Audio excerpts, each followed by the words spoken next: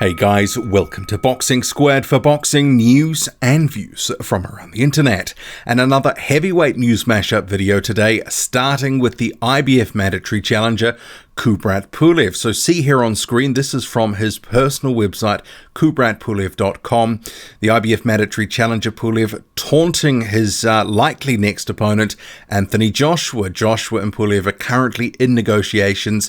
Pulev obviously his mandatory challenger. But Pulev saying, and this is the text below this photo where he's yelling or something, he says, "Calm down, champ. I see that you're very worried to fight away from home, and you are absolutely right to be. Haha. But rest assured, if necessary, I'm ready to come to London and bust you up in front of your own fans. Until then, tell Mr. Hearn not to get ahead of himself. We do not have a deal yet." And there had been a deadline of January the 31st that the IBF had agreed to. That's come and gone. There's been another extension. We'll see what happens in terms of a deal for Kubrat Pulev and Anthony Joshua. The fight everyone expects to be next for Joshua, likely at the Tottenham Hotspur Stadium. So we'll see how long it takes for that to get announced. It's already dragged on a bit. And his other mandatory challenger, Oleksandr Uysk in the WBO, what he does or what Joshua does, it sort of, sets off a cascading effect in terms of other fights, potential step aside and all sorts. So we'll see where all this goes. Moving on, Dave Allen has revealed to Boxing Social that he was paralysed for up to 2 hours following his fight with David Price in 2019.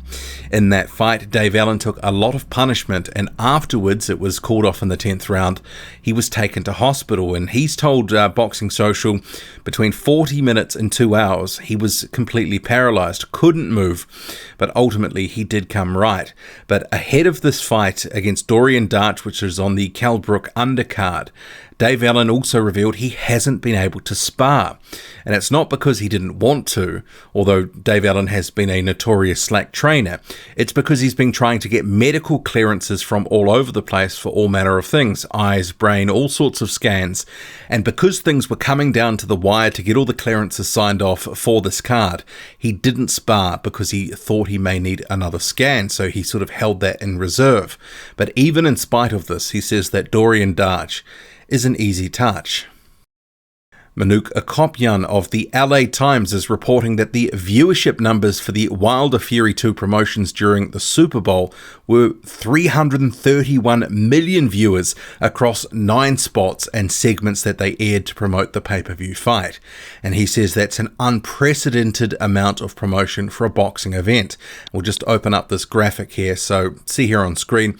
So the one that happened at the bottom here, 8:37 p.m, 101 million people potentially were watching, or that was the audience for the Super Bowl. Not everyone's always watching the ads, but some, obviously Super Bowl ads are often a big thing that people do tune in for because often they can be quite quirky and funny. But overall, some big numbers increasing right throughout the afternoon from 9.6 million at 3:45 p.m. and then right through to 101 million for the last one, but the biggest one at 8:02 p.m, 103.5 million. So we know that there's been very good exposure to a broad sort of sporting casual audience. What will be the sort of conversion rate from all this publicity remains to be seen.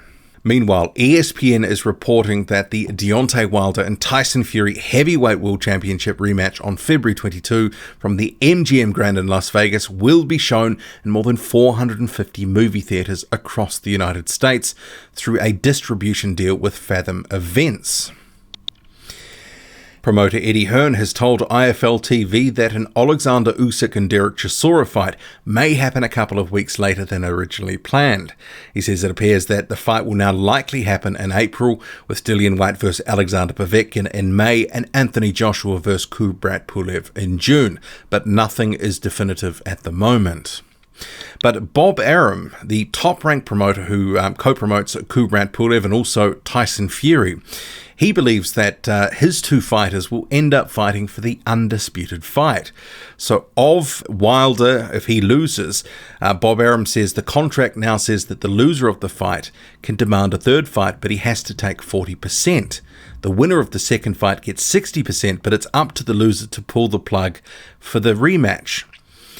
And he says if it's Wilder, in that case being the loser, decides to go in another direction, then absolutely Fury will be fighting Pulev, who will have knocked out Anthony Joshua.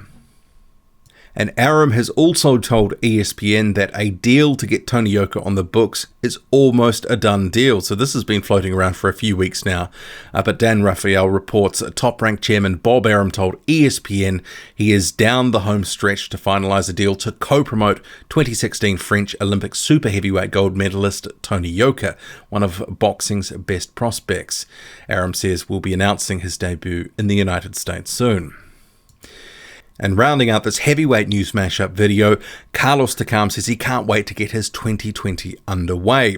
Carlos Takam recently signed on with Star Boxing and then went on to sign a co-promotional deal with ESPN and Top Rank. But his first fight for 2020 is going to be on a Star Boxing card. He will be facing Fabio Maldonado. So he says, I'm looking forward to this year and cannot wait to get started. I'm sharp and ready at any time for a title shot. And his trainer Dwight Yard says, I can't wait to see Carlos start 2020. Star Boxing is keeping us busy and I know we will get that title shot. This is our time. And Star Boxing CEO Joe DeGuardia says, when we signed Carlos, we knew we had the ability to fight any heavyweight in the world. I'm pleased we will be bringing such a quality heavyweight to Long Island. We believe this is the start of a great year for Takam. I'm looking forward for what is to come. That's Joe DeGuardia, the co-promoter for Carlos Takam. So fighting Fabio Maldonado. Maldonado has 3 consecutive losses, and no doubt this will be a 4th one. His durability just seems to have been shot to pieces in recent fights. So Carlos Takam should get through what I believe is more of a tick-over fight. If this was 18 months ago, I would have said that Maldonado would at least put up some sort of effort, but lately he seems to get taken out relatively early. But yeah, Carlos Takam in a title shot in 2020, I can't see it happening, but I like the enthusiasm. How about you? Drop a comment, loud and often, hit like, hit subscribe, follow me on Twitter, boxing_squared. I'm out.